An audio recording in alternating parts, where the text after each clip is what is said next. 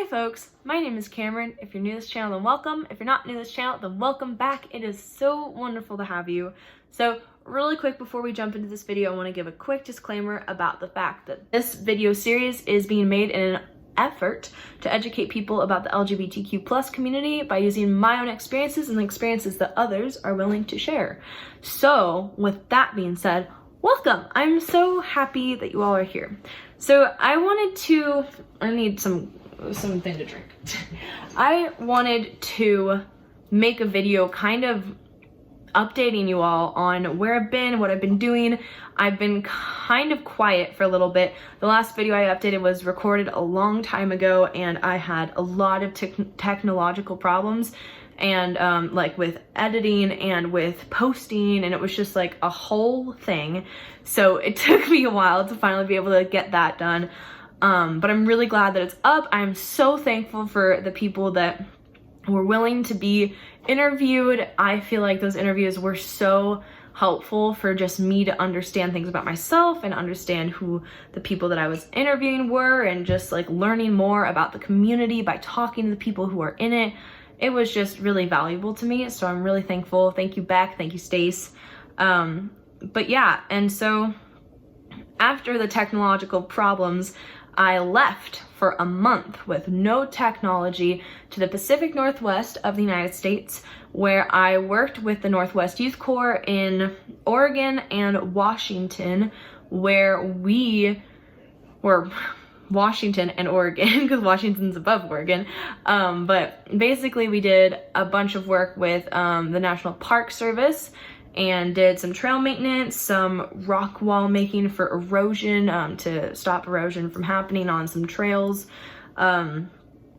We did a lot of things. It was really incredible. It was an entire month. It was actually longer than a month. And I worked with an LGBTQ plus crew, so all of us were in the community, which was a really valuable experience to get to be around like-minded people. And not like I can't be like-minded with people who are not in the community, but it served as a space that I felt like I did not have to prove anything. And it was really cool to have people that would go into the bathroom with me and I would feel safe, and that I didn't have to like have my guard up and feel like I could get hurt. And so it was really nice to be within a community that I felt safe within my identity, because I knew that the people in the community that I was in had similar lives to me in that sense. So it was a really valuable experience. I worked super hard, manual labor, 5 days a week. We got to go sailing, which was really cool, on a boat that had timber came from wood that came from an area where the trees had never been cut before. They did get cut to be used for the timber, so that's kind of a bummer. But I think it's old growth trees, so I hope I got that right. I might have got that wrong, but it was super cool. We got to work with the National Park Service to find the content of mercury and how it changed in specific ponds, lakes, and oceans in the area that we were working by tracking dragonfly larvae. And that was really interesting. And two of the park rangers apparently were at my Knowles Wilderness First Aid training, and so it's really cool to see them again. I did not expect to see them at all. So that was just like awesome. If you haven't done Wilderness First Aid training and you are interested in first aid, I recommend it 100%. I learned so much just about what to do and how to be prepared, and I feel like there are so many situations in life where we don't have things like stretchers or, I don't know, AEDs or specific things that you're usually taught about in CPR first aid, like regular old first aid class, which is super valuable still. But I feel like in Wilderness First Aid, it was really cool because it was like, if you don't have these resources, these are the things that you should do. And so it was really cool to like get to see what to do, even in like if I was at the grocery store and I had my backpack on and someone got hurt, like I could help them while someone got help from like EMTs or like people who would be able to help, as I forget what the name is. All I'm thinking of is ambulance. So while an ambulance comes, like valuable resources, what you could use, I found that really super helpful, and it came in handy while I was gone. And so if you're interested in first aid, there's a little rant about that. But that was super cool. Before all of this though, and I didn't talk about this, and I apologize, and the reason I didn't was because I made an entire video about it. I spent so much effort and time on it, and was super open about everything that was going on, and then technology decided to really screw everything up, and that was really big bummer. But yeah, I had made a long top surgery video that spanned from maybe February till I believe May. I believe so. So it was a long top surgery video, and the reason why is because I was scheduled for top surgery on the 17th of March. So that was when I was supposed to have top surgery. The 17th of March was when, basically, I believe for my area, that was the weekend where all the schools got shut down in my area because of COVID. So March 17th was when my surgery date was supposed to happen. However, when we went to the pre-op appointment, we were told that it was scheduled for the 25th. Had it been on the 17th, it would have gotten canceled the day of, and that would have been a lot worse for me mentally than a week beforehand. So basically what happened is I called on the 17th to see if my surgery was going to be happening on the 25th, and it got canceled. So basically rescheduled and then canceled, and then I waited for about a month, and then they told me that I would be able to be on the top of the list for when they started surgeries up again, which was, I believe, in May. Now, I usually remember dates pretty well. I think, especially if it's something big that happened in my life, like top surgery, how I remember March 17th and March 25th. However, at that point in time, I kind of stopped remembering when I was, like, what time was where. I was very confused. I think many people will probably find some type of like agreement, or maybe people will find I don't know if you all have felt this way, but for me personally, living in COVID without school, because as a senior they were just not really giving us anything, and classes were getting canceled left and right. But living in COVID at home, especially in a very conservative, as in like wearing masks every time you go outside, 6 feet apart from everyone, you know, if not 8, like living in a very conservative household in that manner was really difficult. And of course it was for a good reason, and we still do that, all of that stuff, and so I'm really thankful that we've kept ourselves and others safe. That's a blessing to me, or that we've done our best to do that by taking in the recommendations of the Center of Disease Control and our mayor. So I'm proud of us for doing that, but it was really hard to feel like every day was different. I felt kind of like every day was the same. And so I don't really remember when I got top surgery, but I did at some point. And it was in May, I believe. And we went in. I was really nervous about the IV. I wasn't worried about like getting drugs or anything. That wasn't something I was super nervous about. My family's always had like fine reactions to that stuff, but I was really nervous about the IVs because I don't like needles. So we got in, did all the things that we had to do. I took my meds for pain meds basically, and also the nausea patch, and they put the IV in. It was okay. I did a great job, I think. I feel like I did a great job. I was scared, but all that aside, it worked out fine. And and so They put me under. I woke up super, like, you know, out of it. There were videos of me where I was just explaining what was happening. My eyes were like all over the room because I was so out of it. My face was like blue. I looked very ill. No throwing up or anything like that. I was super lucky to not feel nauseous. I did get up to go to the bathroom and I almost passed out. So that was, I thought that was kind of funny. I was like, I think I'm gonna pass out. And they're like, okay, and helped me back on the bed. And so I was like, yes, thank you. But I had a muffin. I was excited about the muffin. They brought me a banana muffin when I asked for a blueberry one. And I made a point to share that in the video. So I thought that was funny. I was just a little salty. But no, honestly, I was really thankful for the nurses and for my surgeon and for everyone who took care of me.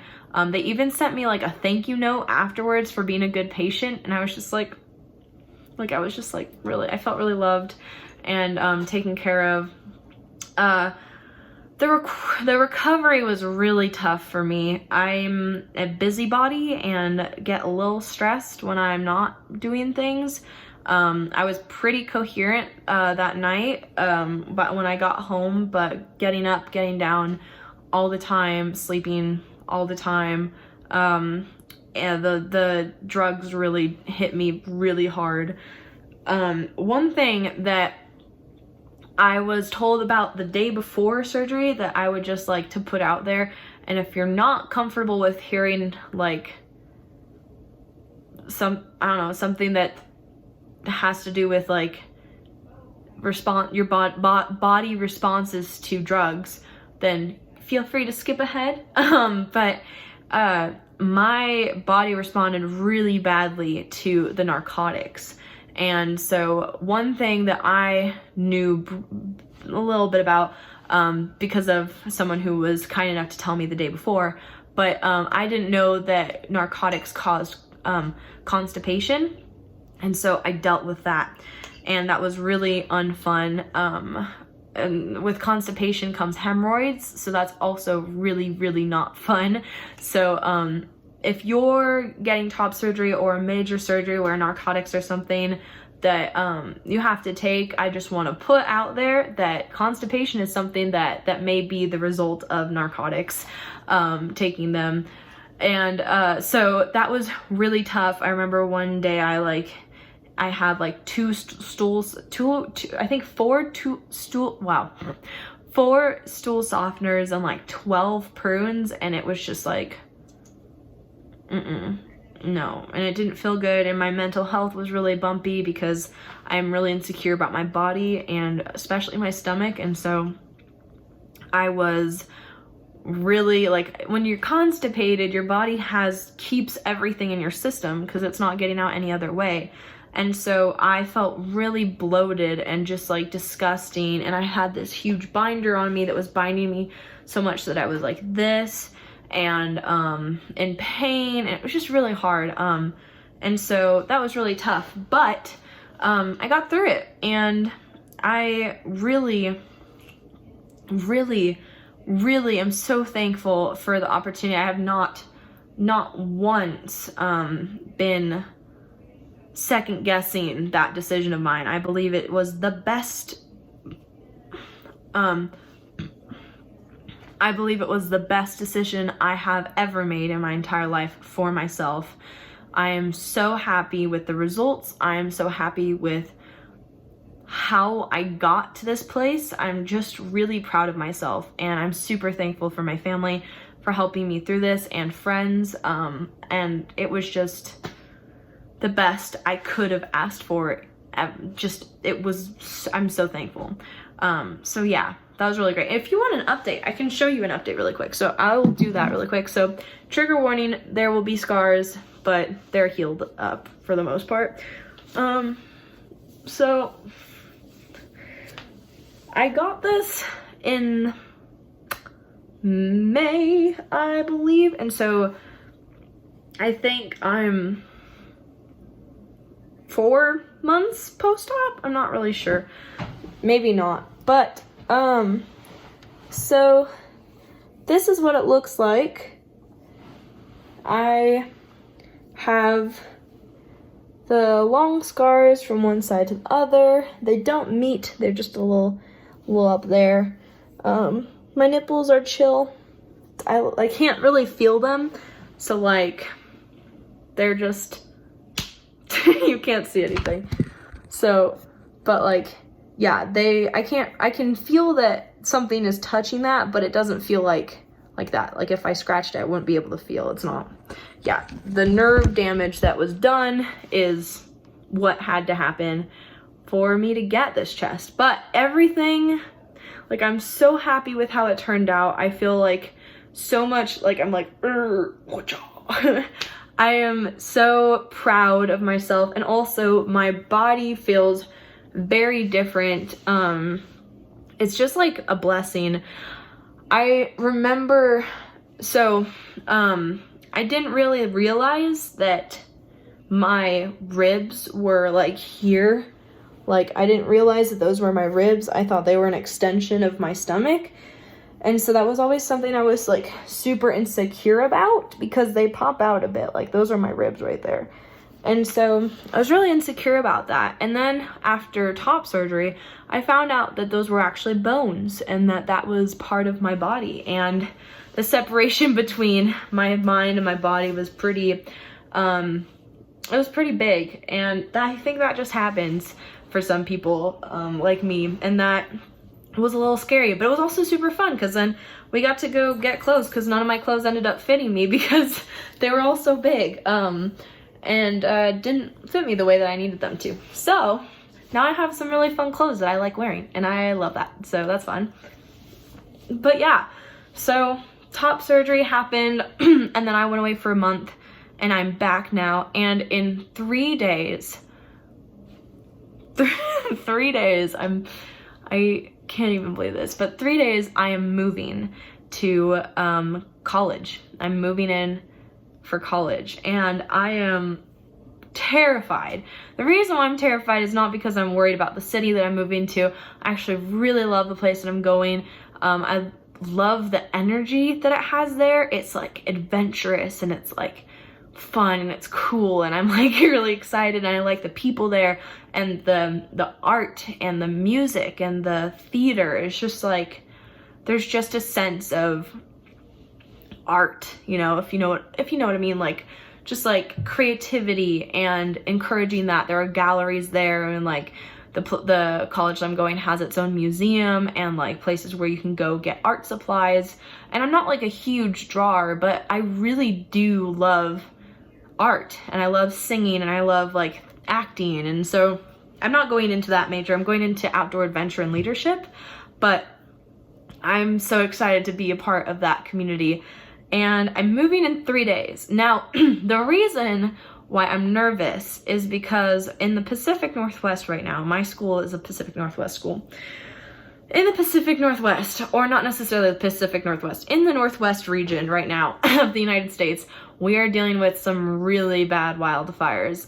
Some fires that are really impacting the environment, the animals, the air quality. It's intense. The freeways to the town where I'm going were all closed down. I was gonna go visit someone, and like a few days ago I was gonna go on a camping trip, and in the town that I'm moving to, and I had to turn around halfway there because the highways got closed like within the hour that I was driving.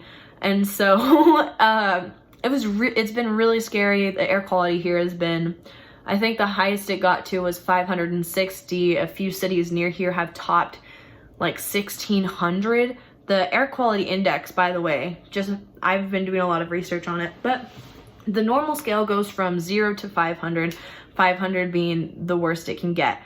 But what they don't tell you is that it can also go higher. And when it goes higher, that means there's 20 times more like pollutants in the air than like that scale. And I don't really know how to explain it other than that, and I don't really know how to understand it except for that definition.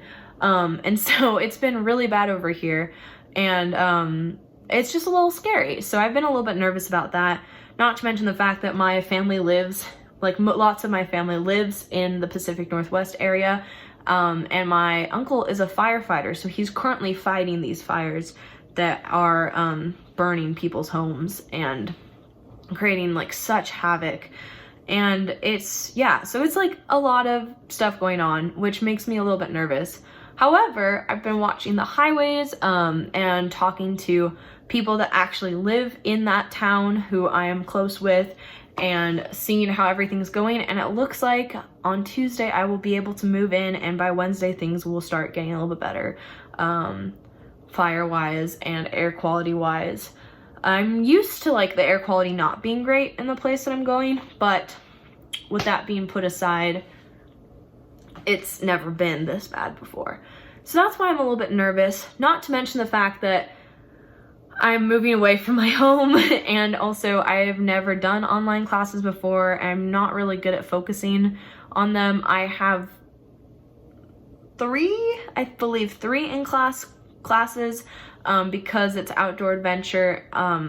They're rock climbing, wilderness navigation, and a different one, I think it's wilderness first aid, which I'm already certified for, so I don't really know what that class will look like if I'm going to do it as a teacher's assistant hiccup as a teacher's assistant or as a student and like re-earn my certificate. I'm not really sure. It would be really cool to do it as a teacher's assistant because the major is outdoor adventure and leadership, because then I could like lead class. That'd be cool. And it's like a 400 like class if I do it like that then. But it really depends to my it's really up to my professor. I would be stoked though. That would be so cool. But yeah, that's what's happening, and it's happening really soon. And so we're trying to get like everything that we've bought packed, and I didn't make a college shopping, like a dorm shopping vlog, which I'm sad about because I watch them so often. Maybe I'll make a college move-in video. I'm going to be meeting some really special people when I get there, the people that will be in my like pod, and I finally get to like hug them and be close with them. And so I'm really excited about that because they're my friends and like people that I've really been wanting to hang out with. And because I'm going to be living with them, I get to have them in my pod.